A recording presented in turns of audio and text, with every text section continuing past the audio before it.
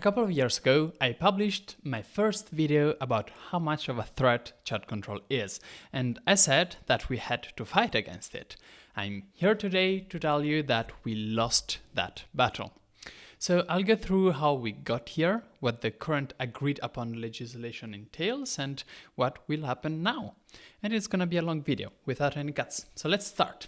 2021, the e-privacy derogation and photo DNA. This story begins in 2021. The EU notices a significant increase in child sexual abuse material. In fact, just between 2020 and 2021, online sexual exploitation cases rose tenfold and child sexual abuse videos rose by 40%. Now, it's unclear whether this was due to an increase on the usage of child sexual material or whether we just got better at identifying the existing traffic. Patrick Breyer, who was a member of the European Parliament with the Pirate Party and who is vocally against chat control, believes that this data does not indicate a real increase in child sexual abuse videos being trafficked. Regardless, the European Union decided to quickly approve a temporary piece of legislation to allow chat, messages, and email service providers to check messages for illegal depictions of minors and attempted initiation of contact with minors. This temporary legislation was later incorporated into the e-privacy derogation, and it was set to expire on the 3rd of August 2024. Please note that this directive is voluntary, meaning that email and message providers can choose to opt in or not. Moreover, this type of scanning was not legal in the EU prior to this regulation. Many services, such as Discord, Facebook, Messenger, Gmail, began looking at how to implement this directive. All of these services are not end-to-end encrypted, which means that, as an example, Discord can read all of your messages freely. This makes the job a bit easier as they have access to the messages they're meant to check. Other applications such as WhatsApp and Signal are end-to-end encrypted, which means that they keep your messages encrypted from your device to the device of the person that you're texting. Therefore, they don't have a direct access to your messages, and unsurprisingly, none of these applications opted to track user messages through this directive. Now, even if you do have access to your users' messages, how do you scan for child sexual abuse material? For obvious reasons, sharing around a large database of child sexual abuse material to check the message against is quite unpractical. And a good, we'll see, solution is the photo DNA tool by Microsoft. It's a simple tool called an hashing function that takes an image and transforms it into a string of text called a hash. It's an easy process, whereas going back to the original image, only being given the string of text, the hash, is impossible. This way, every time a child sexual image is found, only its hash is retained, and when you want to check an image against the database, you simply take its hash and check if you've seen it before. And yes, Discord does it for all images that you send. One important bit of information is that these hashes are not unique. Multiple images could have the same hash. This means that you could end up with false positives, safe images that have the same hash by chance as a pedopornographic image. This is called a collision.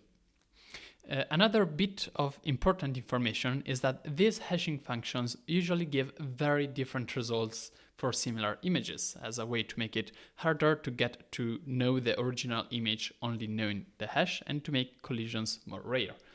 However, this would make photo DNA completely useless. It would be enough to just change one pixel to get an entirely new hash.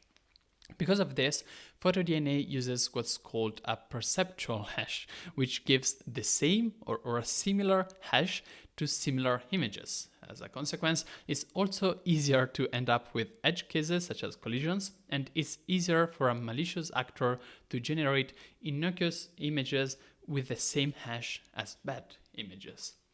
And this is where the problem starts. And yes, I have yet to mention chat control once, and we've already got some serious privacy issues. Now, before I get to these issues, very quickly, what's this counter that you see on my face?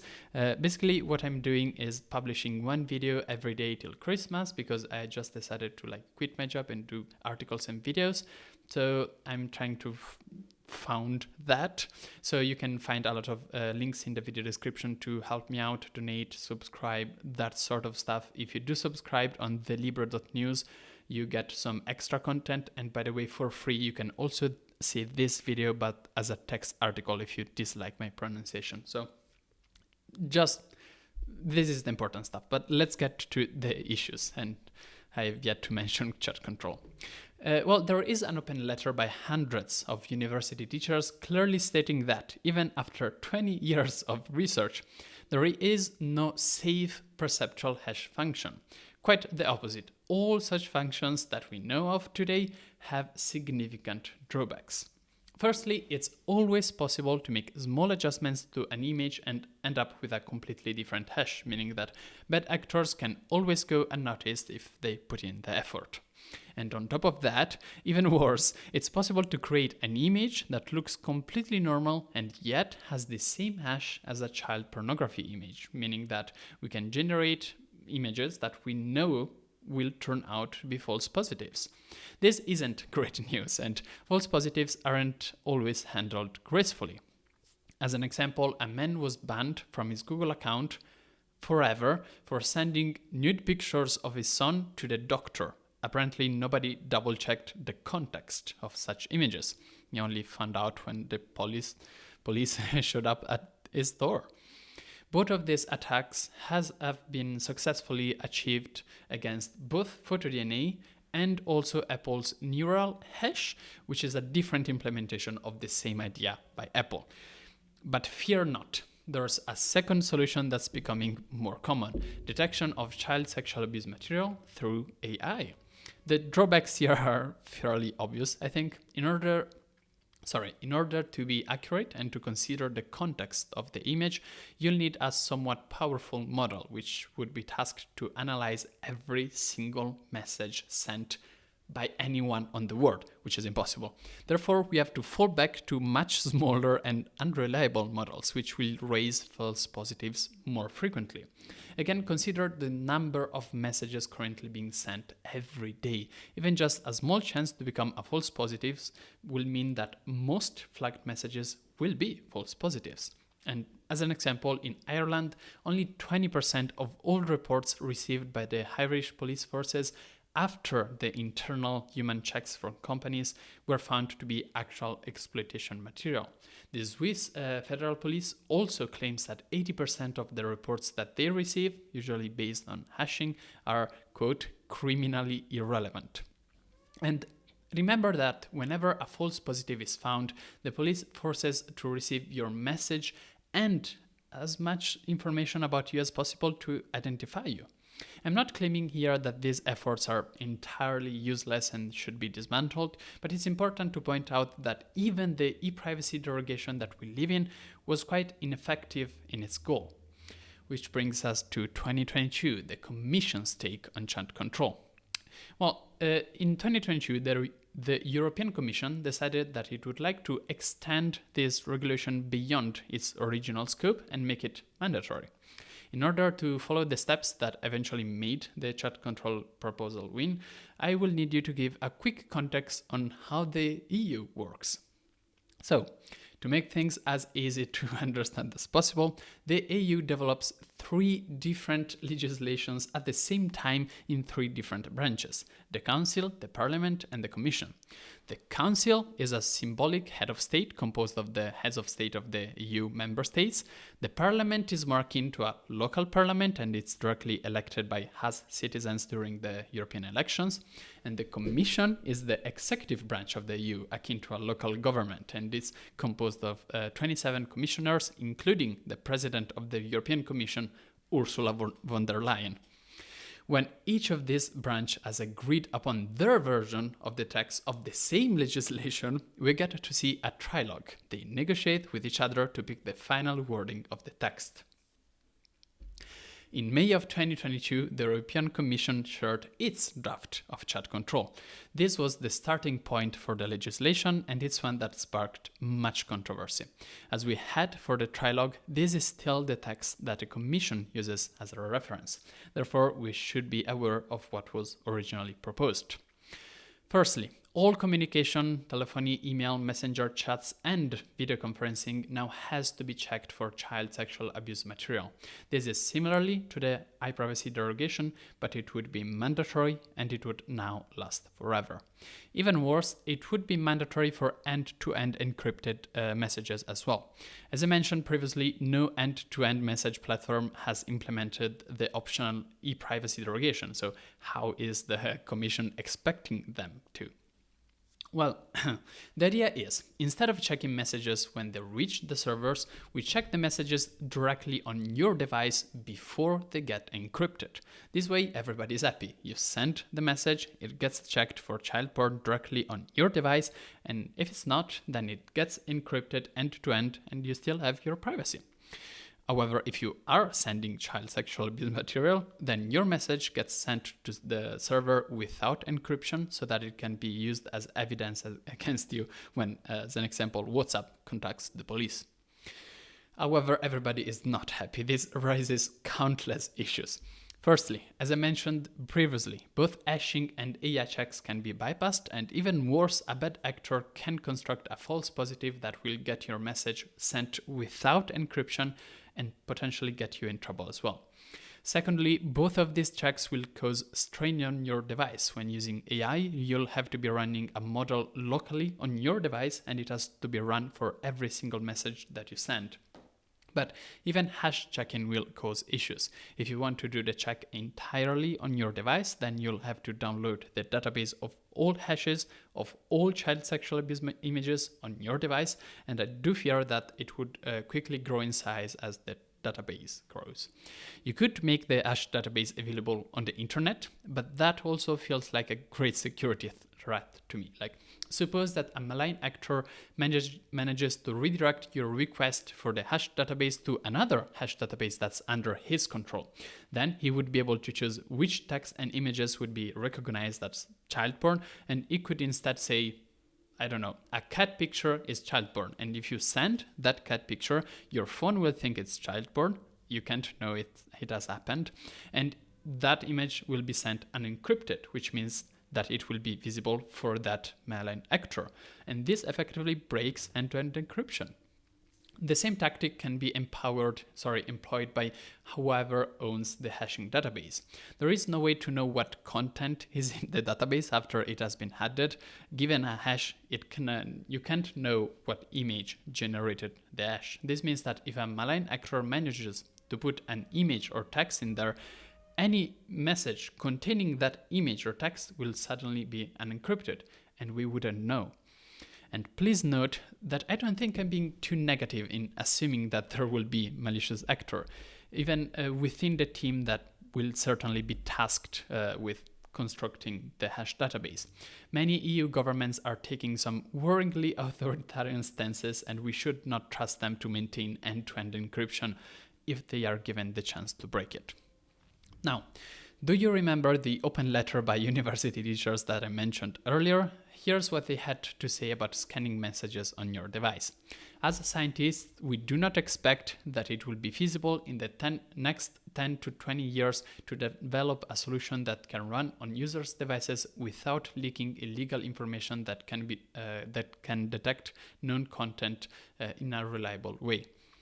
The Commission's proposal contains even stronger requests. These checks should also look for unknown child sexual material, as in child porn images or videos or text that aren't in the database.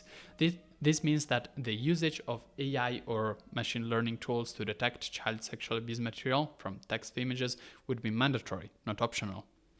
Microsoft has developed such a tool, and they claim that it has 88% accuracy, meaning that out of 100 conversations flagged as grooming, only 12% are false positives, and Microsoft itself recommends against reliance on this figure when discussing EU policy. Researchers expect about 50 to 100 million false positives every day when using this kind of tools, which would make human review completely impossible. On top of all of that, all of these checks would have to apply to hosting services, including web hosting, social media, video streaming services, file hosting, and cloud services. This includes, as an example, Google Drive and Google Photo, which already implement these tools.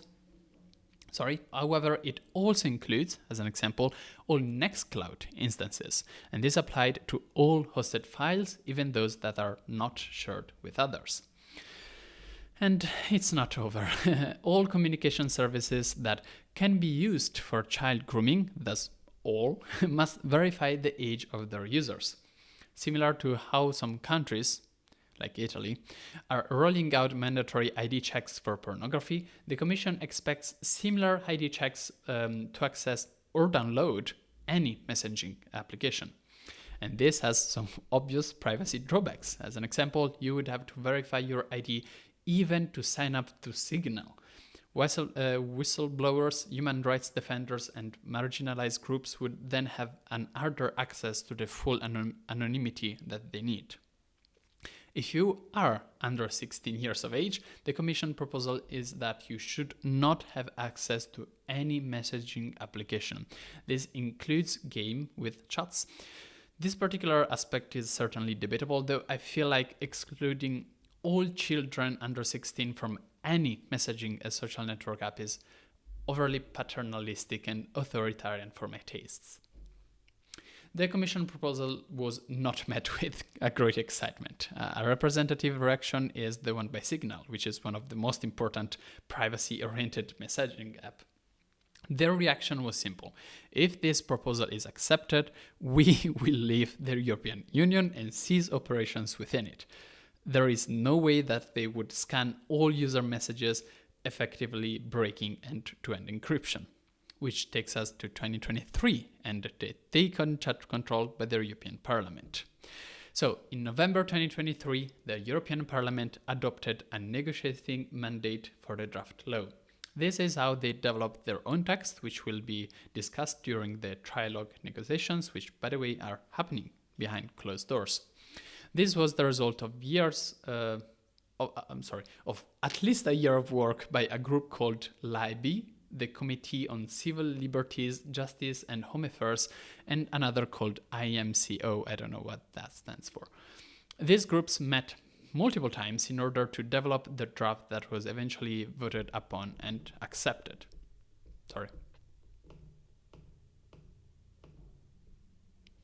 Okay, firstly, the Parliament mandates draft excludes end-to-end encrypted messages application from the scope of the legislation. This would ensure that applications like WhatsApp and Signal are safe and that anonymity there is preserved. The draft also removes the scanning of phone calls and text messages. Therefore, only email messages and video conferencing services are included. Instead of scanning being mandatory for all users, the Parliament asked to only scan specific individuals and groups reasonably suspected of being linked to child sexual abuse material. The Parliament's mandate does not include any mandatory age verification for users of its messaging apps, nor does it mandate the use of machine learning or AI tools to stop grooming. App stores, instead of asking for an ID, should make a reasonable effort to ensure parental control for users below 16.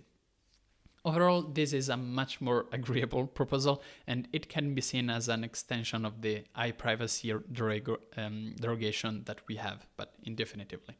It means living with photo DNA-like checks, but not mandatory, not breaking end-to-end encryption, and without age verifications. This sounds like a dream, however, Patrick Breyer warns that. Beware, this is only the Parliament negotiating mandate, which usually only partially prevails in the trilogue negotiations.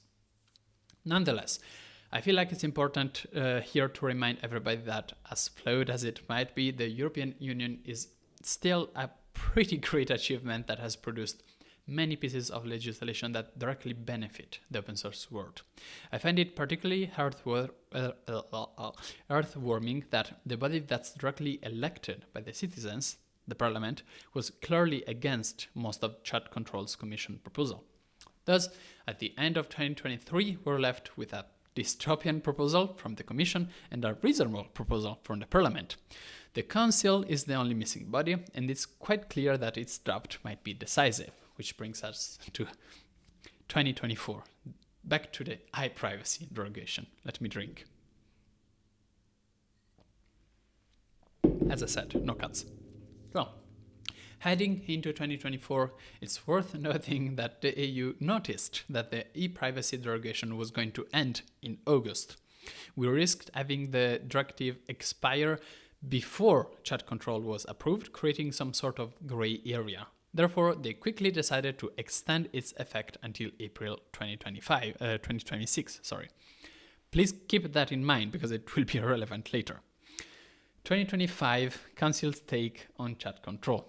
So, it's important to know that the European Council presidency, which gets to chair meetings of the Council, determines its agendas and sets a work program, rotates between countries every 6 months. The Council also has a legal service group which reviewed the Commission proposal and found many problems with it. The document is quite hard to read, it's in legalese, but it states that it compromises the essence of privacy and personal data protection rights, and it requires too much data to be processed without distinction to all persons using that specific service, regardless of whether they are suspected of abuse. Nonetheless, the presidency of the Council decided to try to propose drafts that were quite similar to the Commission's. All of them were shut down. By the end of 2024, it was clear that there were two blocks of countries fighting over the legislation. On one side, we have countries such as Ireland and Spain, which support the mandatory scanning for all messages, including end-to-end encrypted ones. On the other side, we have countries like Germany and the Netherlands, which oppose such tools. So far, the countries against it or undecided have managed to be a blocking minority. And what's that, you might ask? Oh, by the way, I am very overexposed. Let me turn that down. That's much better, sorry, the light is changing as I speak. It's time for another How the EU Works spill of knowledge. For legislation such as Chat Control to pass in the Council, there needs to be an agreement by 15 out of 27 countries representing at least 65% of the population of the EU. This is called a qualified majority. Effectively, this means that even a minority of countries can still block a law as long as they represent at least 35% of the EU population. That's called a blocking minority. In January of 2025, Poland took over the Council presidency and decided to finally solve these Chat Control issues once and for all. Therefore, they drafted a compromise text that would remove the most controversial aspects of the legislation. Namely, Poland's proposal would also only consider message scanning to be optional instead of mandatory, and it also explicitly rules out end-to-end encryption. It's nonetheless not a perfect proposal. There's a review clause that might make detection mandatory 3 years after the law is passed. Companies are also required to work on better scanning technologies. Indeed, this seems to be a compromise. Though the worrying parts of Chat Control are removed, the proposal hints at them being brought back in a few years. Nonetheless, the vote on the Polish proposal allowed us to see the above-mentioned blocks of countries more clearly. Namely, the only votes in favor of this proposal were from Germany, Luxembourg, the Netherlands, Austria, Poland, Slovenia, and Finland. The votes against were 16, including Ireland, Greece, Spain, Italy, and more. Obviously, no qualified majority was reached. However, the countries that voted in favor of the Polish proposal represent 42.43% of the population, meaning that they are indeed a blocking minority. Chat Control could not move forward unless either Germany or the Netherlands had a change of mind. Then, in July 2025, Denmark took over the presidency and decided that it was time to really really solve this chat control issue once and for all. They even said it was a priority of their presidency and very quickly proposed a new text. The Danish compromise text, according to the EDRI, European Digital Rights Association, trashed all the work from Poland and went back to the Commission proposal. The main differences from the Commission proposals are: 1. The Danish compromise would not scan for text, but only photos and videos. Scanning text for grooming would be initially out of scope, but there's another review clause that might add it back 3 years after the passing of the law. This, by the way, is taken from the compromise proposal of the Belgian presidency. The Danish compromise would also apply to end-to-end encrypted messages only through client-side scanning. Users would be able to opt out, and they would not be able to send images or videos. And this is taken from the compromise proposal of the Hungarian presidency. This proposal sparked even more outrage, with Patrick Breyer's, yes, his life is dedicated to fighting chat control only, calling it one of the worst proposals so far, even raising questions on whether they were really trying to solve the issue. Indeed, this version managed to lose support of Denmark's own government. It therefore came as quite a surprise when Denmark proposed a very different compromise in October, which was quickly accepted by that qualified majority. The new Danish compromise would keep the monitoring on an opt-in basis instead of mandatory, safeguarding end-to-end encryption. It also excludes telephony and text messages and adds search engines to the list. Overall, it's not the worst compromise that we could have gotten, but it's not the best either. It has a few core issues still. Firstly, according to, you guessed it, Patrick Breyer, providers are obliged to take all appropriate risk mitigation measures to prevent abuse on their platforms. And this could be seen as a loophole to force companies into scanning every private message again, whilst claiming it is for risk mitigation. Furthermore, this proposal allows companies to monitor text messages between users as well, not just images and videos, through AI tools. Even though it's good that it's not mandatory, there's still a significant worry of false positives creating issues. And finally, the Council mandates draft still requires ID or biometric checks to set up accounts on messaging platforms to verify the user age. If implemented incorrectly, this risks abolishing online anonymous communication, as you would have to share your ID to make an account on any chat application, even a supposedly anonymous one. So what happens now? If I taught you anything, you should now know that the trilogues are happening, intending to unify the three proposed legislations into one. One is dystopian, one is pretty good, and one is a compromise that still has some worrying details. The lead negotiator for the parliament side, Javier Zarzalejos, said that these negotiations are urgent, and the same has been said by Cyprus, which represents the council. Indeed, there is a hard timeline on all of this, April 2026, when the e-privacy derogation expires for good. In order to not make the current child sexual abuse monitoring tools such as PhotoDNA illegal, chat control has to be ready by then. This leaves us with a few months of leeway to change things, as negotiations are happening behind the closed doors now. So what can we do? Sadly, not much. The most significant steps of the process have already happened, and the drafts have been decided upon already.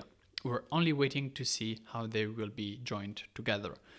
Nonetheless, we should try. Public outrage will certainly help the parliament to push forward their version of the legislation, and you can pressure your European members of parliament to fight for us. After all, they do want to get re-elected. Personally, I have recently visited an event hosted by one of the members of parliament that I voted for, Brando Benifei, and he was so kind that he shared a few minutes for a message on chat control, which I will add to the end of this video. This concludes, how much was this? Half an hour of video on chat control. The light is terrible, but please forgive me for that. And again, this took many hours to make. So if you'd like to help me out, do all of this, make more videos, make more in-depth researches, you can join this group of people and just help me out. And if you are already helping me out, thank you so much. See you tomorrow with another video then. Aspetta. Quando vuoi? Uno solo, però faccio un unico discorso. Sì, vuoi sì, farle sì, due no, domande? uno solo. Va bene, le metto insieme, ok? Quando vuoi? The so-called chat control is a system that is inside a proposal by the European Commission presented in 2022 to contrast the circulation of pedopornographic material. So it seems to be a good idea on paper to follow an important challenge, that is to prevent the sharing of this kind of material. But in fact, the details are the problem. It's not just pursuing that, but it's putting all communication under massive surveillance. And this is not acceptable. We are talking about surveilling every communication of the internet by any person, and this is clearly disproportionate. We can't allow that. In fact, we risk now going in that direction because the member states of the Union have approved a version of the text that is in this direction. The Parliament had before proposed to change this and to limit this approach and to be more respectful of privacy and freedom, but now we will have to negotiate between the different institutions. So it will be very important to keep the attention high, keep a strong debate, because we risk putting all our communication under mass surveillance, and this is something that is not acceptable, whatever is the objective behind it, and we need so to stop the idea of the chat control.